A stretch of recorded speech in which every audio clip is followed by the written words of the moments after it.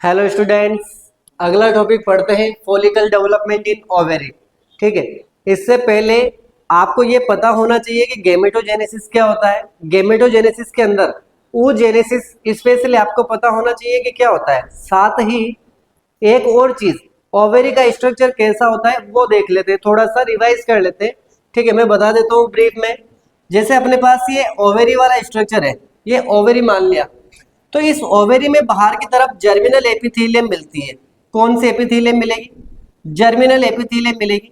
साथ ही यहाँ पर एक लेयर मिलेगी जिसको बोला जाता है ट्यूनिका एल्बुजिनिया। क्या बोलेंगे इस लेयर को? ट्यूनिका एल्बुजिनिया लेयर बोलेंगे। इसके अलावा दूसरी बात करें तो इसके अंदर जो पूरा का पूरा स्ट्रोमा पार्ट भरा होता है, ये स्ट्रोमा पार्ट, ये स्ट्रोमा पार्ट दो पार्ट में डिवाइड होगा। ये स्ट्रोमा पार्ट बता दिया अपन ने, स्ट्रोमा। ये स्ट्रोमा दो पार्ट में डिवाइड होता है। एक तो होता है मेडुला, ये जो अंदर का खाली स्पेस दिख रहा है इसको मेडुला बोलेंगे। और ये जो बाहर वाली जगह है इसको बोलेंगे हम कॉर्टेक्स। और इसी कॉर्टेक्स में ooजेनेसिस के टाइम पे जो बहुत सारी उंगोनियां आकर बनती है वो इसी कॉर्टेक्स में आकर बनेगी।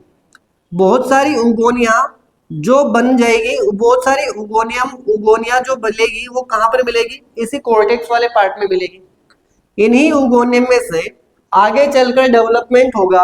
तो जैसे ग्रोथ हो जाएगी, ग्रोथ होने के बाद प्राइमरी ooसाइट बन रहा था, तो कुछ उगोनिया तो डीजनरेट हो गई थी और कुछ ग्रोथ करके प्राइमरी ooसाइट में कन्वर्ट हो गई थी। कुछ उगोनिया तो डीजनरेट हो गई और कुछ प्राइमरी ooसाइट के अंदर कन्वर्ट हो गई। ठीक है बात। प्राइमरी ooसाइट में कन्वर्ट होने के बाद अभी ये एम्ब्रियोनिक स्टेज में सब कुछ चल रहा है। ये एम्ब्रियोनिक स्टेज में चल रहा है फीमेल ओवरी के अंदर। इसके बाद जैसे जैसे चलता जाएगा टाइम, अब इसमें प्राइमरी ooसाइट के अंदर मियोसिस होना स्टार्ट हो गया, मियोसिस हो गया।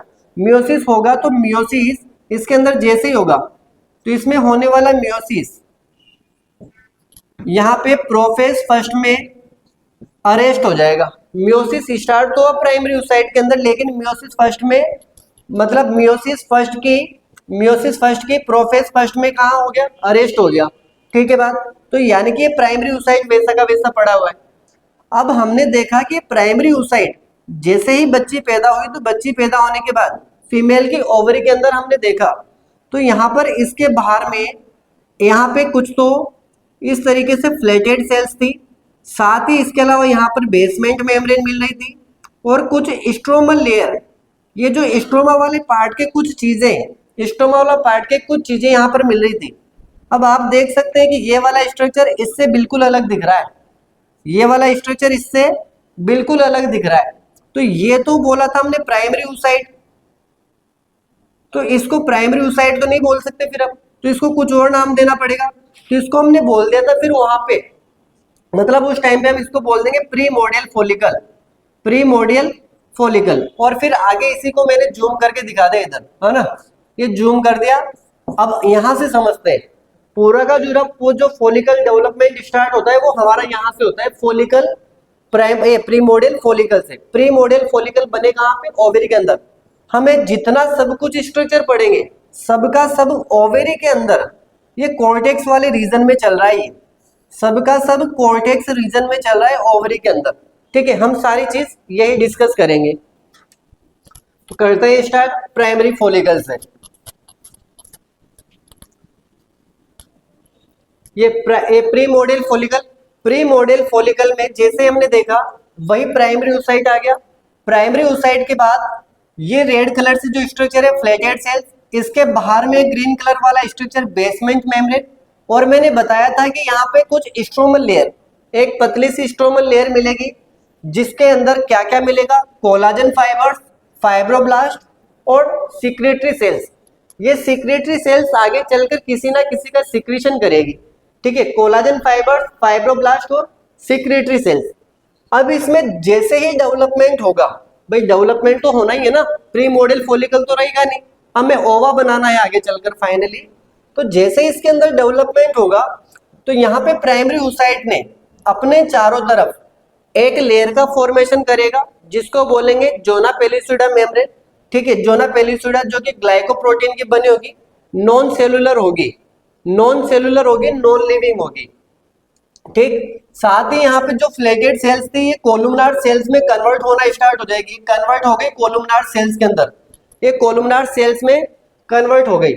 इस स्टेज को हम बोल देंगे अर्ली प्राइमरी फॉलिकल या फिर लेट प्री मॉडल फॉलिकल। इसी की लेट स्टेज है या फिर इससे नेक्स्ट वाली स्टेज की जस्ट पहले वाली स्टेज है ये, ठीक है।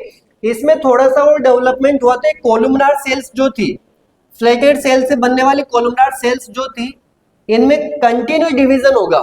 क्यों होगा? प्यूबर्टी के टाइम पे अब यहाँ पे सब कुछ, ये पैदा हो गया बच्चा, उसके बाद बच्ची पैदा होने के बाद फीमेल ओवरी में ये प्राइमरी फॉलिकल जो है ये इसके आगे डेवलपमेंट होगा एफएसएच एंड एलएच की वजह से। एफएसएच एंड एलएच की वजह से कब? प्यूबर्टी के टाइम पे। प्यूबर्टी के टाइम पे एफएसएच एंड एलएच हार्मोन का सीक्रेशन होगा जिसकी वजह से फॉलिकल में डेवलपमेंट होगा। क्लियर है बात?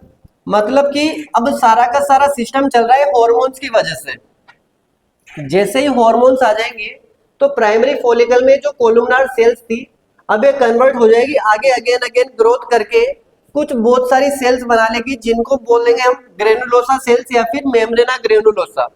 मेम्ब्रेना ग्रेनुलोसा या ग्रेनुलोसा सेल्स इनका नाम दे दिया, जो कि नेचर में सीक्रेटरी होती है और एस्ट्रोजन का सीक्रेशन एस्ट्रोजन का सीक्रेशन करेगी। साथ ही यहाँ पर जो स्ट्रोमल लेयर थी, ये स्ट्रोमल लेयर थीका फोलिकुलाई के अंदर कन्वर्ट हो जाएगी। स्ट्रोमल लेयर थीका फोलिकुलाई में कन्वर्ट हो जाएगी। प्राइमरी ओसाइट अभी भी वैसा का वैसा ही, इसके अंदर कोई वो जो मियोसिस रुका हुआ था वो रुका हुआ है, इसमें कुछ नहीं हुआ है चेंजेस।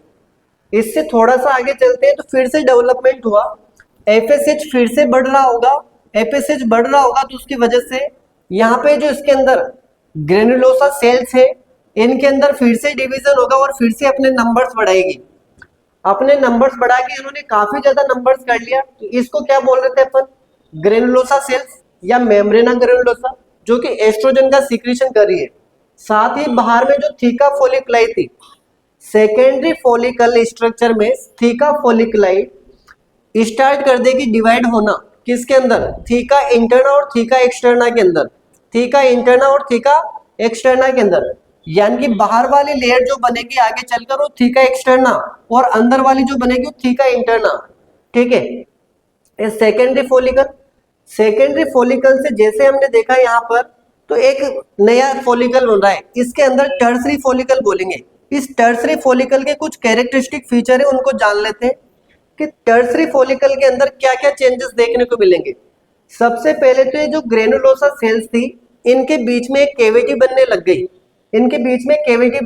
जिसके अंदर एक फ्लूइड भरा होगा। इस कैविटी को नाम देंगे एंट्रम कैविटी, यानी कि presence of antrum cavity characteristic feature है टर्सरी फॉलिकल का। और जो यहाँ पे थीका स्टार्ट हो गई थी डिवाइड होना, किसके अंदर? थीका एक्सटर्ना और थीका इंटरना के अंदर, तो क्लियरली डिवाइड हो गई और यहाँ पे थीका एक्सटर्ना और थीका इंटरना क्लियरली विजिबल हो जाएगी। ये थीका एक्सटर्ना और थीका इंटरना क्लियरली विजिबल हो गई। ये जान लेते हैं कि थीका एक्सटर्ना थीका इंटरना बनेगी किसकी? तो ये जो थीका एक्सटर्ना है, यहाँ पर जो कोलाजन फाइबर्स और फाइब्रोब्लास्ट है इन दोनों से मिलकर तो बनेगी थीका एक्सटर्ना, और जो सीक्रेटरी सेल्स है ये बनाएगी थीका इंटरना को। तो सीक्रेटरी सेल्स ने क्या बनाया? थीका इंटरना, जो कि सीक्रेशन करेगी एस्ट्रोजन का। यहाँ पर लिख रखा है मैंने, थीका इंटरना सीक्रेटरी सेल्स का बनेगी जो कि एस्ट्रोजन का सीक्रेशन करेगी। यानी कि अपने पास फॉलिकल डेवलपमेंट के टाइम पे एस्ट्रोजन के दो सोर्स होंगे, एक तो ग्रेनुलोसा सेल्स, ये ग्रेनुलोसा सेल्स, दूसरा अपने पास थीका इंटरना। इन दोनों से एस्ट्रोजन हार्मोन आएगा जो कि यूट्रस के अंदर, उसी टाइम पे यहाँ यूट्रस के अंदर ये हार्मोन यूट्रस के अंदर इम्प्लांटेशन के लिए तैयारियां कर रहा होगा। यानी कि इसकी जो एंडोमेट्रियम है की जो दीवार है इसकी एंडोमेट्रियम को डेवलप कर रहा होगा ये एस्ट्रोजन। ये एस्ट्रोजन इसको डेवलप करेगा। क्लियर है? इसमें काम आ रहा है। यहां से थोड़ा सा आगे चले, इसी टाइम पे अपने पास अभी तक प्राइमरी oocyte था। इसी टाइम पर प्राइमरी oocyte जो मियोसिस फर्स्ट प्रोफेज फर्स्ट में रुका हुआ था वो कंप्लीट हो जाएगा और इस सेकेंडरी oocyte में कन्वर्ट हो जाएगा। सेकेंडरी oocyte में कन्वर्ट हो जाएगा और यहाँ पर एक तो बनेगा बड़ी साइज का सेकेंडरी oocyte और साथ ही एक छोटी साइज की बनेगी टीनी बॉडी जिसको बोलेंगे पोलर बॉडी। इसको बोलेंगे पोलर बॉडी, जो कि डिजनरेट हो जाएगी ह्यूमंस के अंदर। ठीक है। अब यहाँ पे सेकेंडरी oocyte बन गया टर्सरी फॉलिकल, यानी कि टर्सरी फॉलिकल में 3 चेंजेस देखने को मिलेंगे अपने को। पहला प्रेजेंस ऑफ एंट्रम कैविटी, दूसरा clearly visible theca externa theca interna, तीसरा जो प्राइमरी oocyte था वो सेकेंडरी oocyte में कन्वर्ट हो गया। सही है। इसके थोड़ा सा आगे चले तो इसमें फिर से डेवलपमेंट होगा। ये एंट्रम कैविटी धीरे धीरे बढ़ती जाएगी, धीरे धीरे बढ़ती जाएगी। अगले ग्राफ में इसमें देख सकते हैं ये एंट्रम कैविटी धीरे धीरे बढ़ती जा रही है।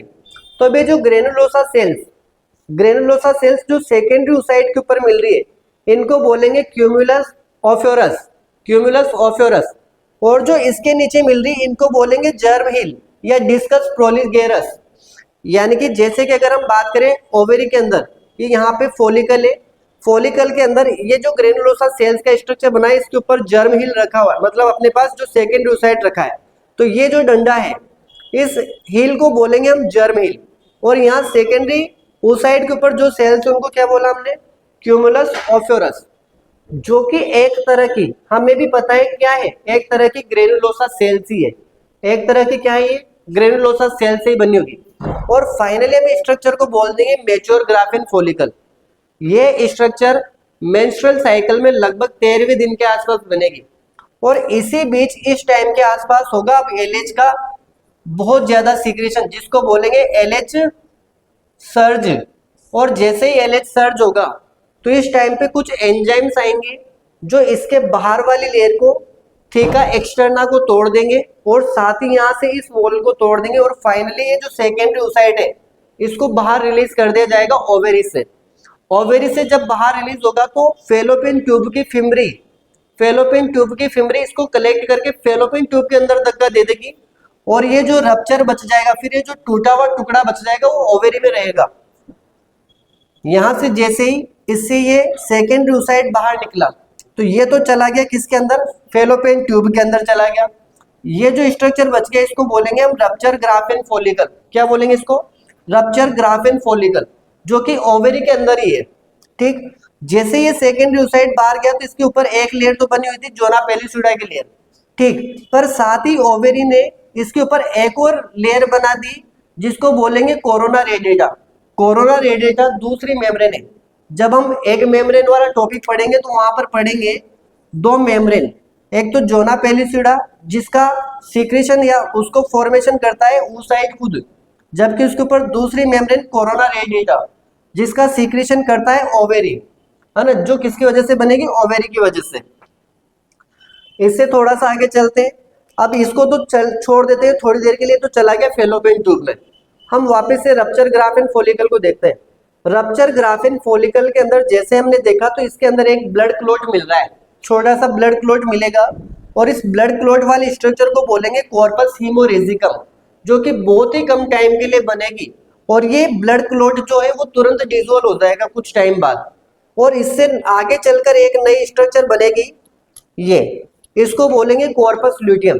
कॉर्पस ल्यूटियम ल्यूटिन नाम के एक पिगमेंट का फॉर्मेशन और एब्जॉर्प्शन करेगा। कॉर्पस ल्यूटियम ल्यूटिन नाम के एक पिगमेंट का फॉर्मेशन और एब्जॉर्प्शन करेगा, ठीक है। और यहाँ पे साथ ही कॉर्पस ल्यूटियम की बात करें तो ये सोर्स होगा अपने पास मेनली प्रोजेस्टेरोन का, और साथ ही थोड़ा बहुत एस्ट्रोजन भी, यानी कि प्रोजेस्टेरोन और एस्ट्रोजन का सीक्रेशन करने का काम करेगा कॉर्पस ल्यूटियम। अब वापस से हम आते हैं सेकेंडरी oocyte पर। यहाँ पे जैसे ये फेलोपियन ट्यूब था, इस फेलोपियन ट्यूब के अंदर यहाँ से क्या हो गया था, ओवेरी से रिलीज होने वाला ओवा चला गया था, यहाँ एम्पुला पार्ट में पड़ा हुआ था ये सेकेंडरी oocyte। ये सेकेंडरी oocyte यहाँ पड़ा हुआ था। इधर से स्पर्म आया और ये स्पर्म आने के बाद अगर ये सेकेंडरी oocyte का फर्टिलाइजेशन हो गया तो ये कॉर्पस ल्यूटियम वैसा का वैसा बना रह जाएगा। कॉर्पस ल्यूटियम वैसा का वैसा बना रह जाएगा और प्रोजेस्टेरोन का सीक्रेशन करता रहेगा। क्यों जरूरी है प्रोजेस्टेरोन? यहाँ पर जो एस्ट्रोजन ने इस एंडोमेट्रियम को थिक किया था, डेवलप किया था, इसको मेंटेन रखने का काम करेगा प्रोजेस्टेरोन। प्रोजेस्टेरोन इसको डेवलप रखने, इसको मेंटेन रखने का काम करेगा पूरी प्रेगनेंसी में। सर ठीक है, ये तो समझ में आ गया कि अगर इसका फर्टिलाइजेशन हो गया तो कॉर्पस ल्यूटियम मेंटेन रह जाएगा। पर अगर गलती से अगर इसका फर्टिलाइजेशन नहीं हुआ तो क्या होगा? क्या होगा, कुछ टाइम बाद ये जो कॉर्पस ल्यूटियम है वो खुद से धीरे धीरे डिजनरेट होने लग जाएगा, कॉर्पस एल्बिकेंस में चेंज हो जाएगा और प्रोजेस्टेरोन जो था उसका अमाउंट धीरे धीरे कम हो जाएगा। तो अब ये जो लेयर यहाँ पर बनी थी, ये जो लेयर यहाँ पर, ये जो एंडोमेट्रियम का डेवलपमेंट हुआ था वो वापस से ब्रेक हो जाएगा और ब्लीडिंग के थ्रू बाहर आने लग जाएगा, जिसको हम बोलेंगे मेंस्ट्रुअल साइकिल या फिर ब्लीडिंग, मेंस्ट्रुअल साइकिल की ब्लीडिंग। अच्छा, एक और चीज, हमने यहाँ पर एलएच सर्ज की बात की थी।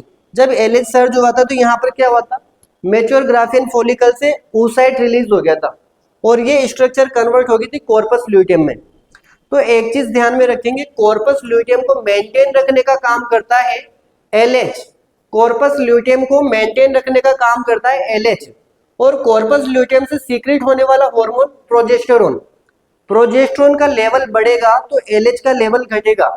यानी कि कॉर्पस ल्यूटियम ऐसा स्ट्रक्चर है जो अपने पैरों पे खुद ही कुल्हाड़ी मारता है, ठीक है। तो यानी कि प्रोजेस्टेरोन क्या कर रहा है, प्रोजेस्टेरोन मतलब यहाँ पे कॉर्पस ल्यूटियम प्रोजेस्टेरोन को बढ़ा के एलएच को कम कर रहा है। यानी कि एलएच की वजह से जो खुद मेंटेन था, अगर फर्टिलाइजेशन नहीं हुआ तो जो एलएच कम हो जाएगा, तो उसकी वजह से कॉर्पस ल्यूटियम धीरे धीरे डिजनरेट होकर कॉर्पस एल्बिकेंस में कन्वर्ट हो जाएगा, ठीक है बात। अब यहाँ पे एक चीज एनसीईआरटी की बात देख लेते हैं। हमारी एनसीईआरटी मेंशन करती है कि हमने तो यहाँ पर ये जो जोना पेलिसोडा की लेयर बनाई है वो प्राइमरी oocyte पर बना दी, ठीक है, पर एनसीईआरटी इस चीज को मेंशन करती है कि यहाँ पर जो लेयर बनेगी, जोना पेलिसोडा की जो लेयर बनेगी वो इसमें सेकेंडरी oocyte में बनेगी। जो किस में बनेगी, सेकेंडरी oocyte में बनेगी। तो हमें फिलहाल एनसीईआरटी को रेफरेंस देना है, हम एनसीईआरटी को बेस मानकर चलेंगे। और एनसीईआरटी ने लिखा है कि प्राइमरी फॉलिकल जो ओवेरी के अंदर मिलेंगे वो प्राइमरी फॉलिकल मिलेंगे। तो एक बार ये देख लेते हैं कि प्राइमरी फॉलिकल एक्चुअल में है क्या, कौन सा, मतलब प्राइमरी फॉलिकल में, रूमगोनिया में या प्राइमरी oocyte में डिफरेंस क्या है। तो जैसे ही मैंने लिखा है primary follicle, primary follicle, primary follicle के अंदर हम कंसीडर करेंगे एक तो प्राइमरी oocyte को, साथ ही ग्रेनुलोसा सेल्स को, साथ ही यहां पर अगर हम बात करें तो एक थिन स्ट्रोमल लेयर को, यानी कि हमें यह कह सकते हैं कि प्राइमरी oocyte के साथ साथ ये दोनों भी होंगे तब जाके प्राइमरी फॉलिकल बनेगा। तो ये सारा का सारा जो सिस्टम समझा हमने किसका है, फॉलिकल का डेवलपमेंट। और फाइनली ये समझने के बाद अब इसके बाद अगला टॉपिक जो होगा वो मेंस्ट्रुअल साइकिल। हमने यहाँ पे भी बात की थी कि मेंस्ट्रुअल साइकिल ब्लीडिंग होती है, अगर फर्टिलाइजेशन नहीं होगा तो मेंस्ट्रुअल साइकिल चलेगा, और फर्टिलाइजेशन हो गया तो अगले 9 महीने के लिए मेंस्ट्रुअल साइकिल बंद हो जाएगा और वहां पे प्रेगनेंसी हो जाएगी। धन्यवाद।